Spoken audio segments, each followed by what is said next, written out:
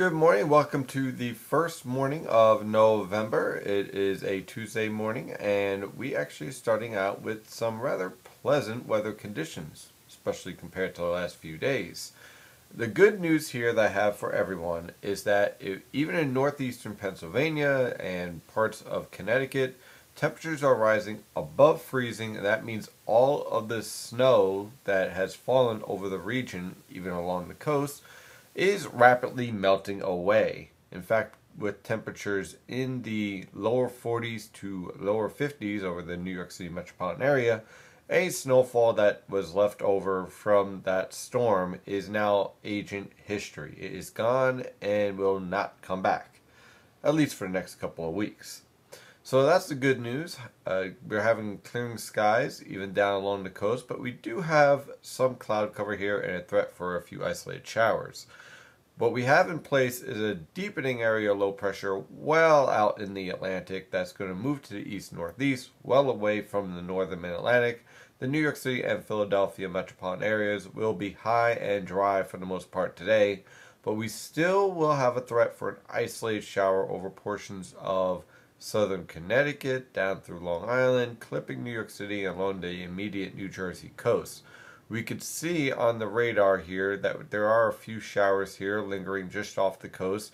Most of them are staying off the coast over the coastal waters, but I can't rule out an isolated shower until possibly 11 a.m. Thereafter, dry conditions can be expected with clearing skies. Again, this high pressure system that's ridging down here is going to be the primary influence throughout the northern Mid-Atlantic for the rest of the week.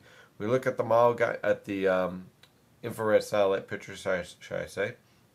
Here's our low pressure system. It's going to move to the east-northeast, well off the coast. High pressure is in control and will remain in control for the next several days.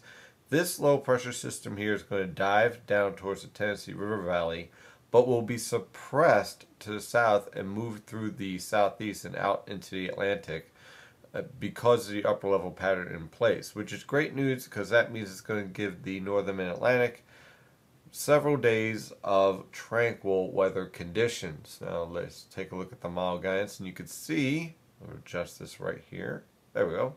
Okay, so this afternoon, that storm leaves. High pressure will be in control. High pressure remains in control through Thursday into Friday. Now again, notice that our disturbance here, here's our low pressure system, here's our moisture. They're all suppressed to the south because of the upper level pattern in place. This upper level disturbance suppresses everything, and as a result, by the time we move into Friday, that low pressure system is suppressed well to the south. Notice all the precipitation over North Carolina heading out into the Atlantic with no threat whatsoever for the northern Mid-Atlantic. And high pressure remains in control through this weekend, with temperatures, by the way, moderating very, very nicely into the 50s, possibly even a few lower 60s for highs as we move forward into this weekend. Now, early next week, our weather pattern is going to start to change a little bit. We're going to see a little bit more influence of a deep upper level trough over eastern Canada, driving a cold front towards the northern Mid-Atlantic on Monday evening. So for Monday, for the most part, we'll start off rather dry. I think by Monday evening, we'll see increase in clouds and potentially a few isolated showers on Monday evening. I think the GFS is a little bit too fast. I like the European take on this cold front by Monday.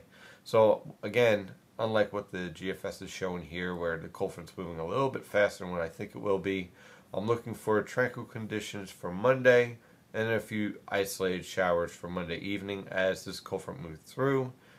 And then we start getting very interesting once again with an active weather pattern. Looks like the end of November is going to be rather busy. That is your morning forecast discussion for November 1st, 2011.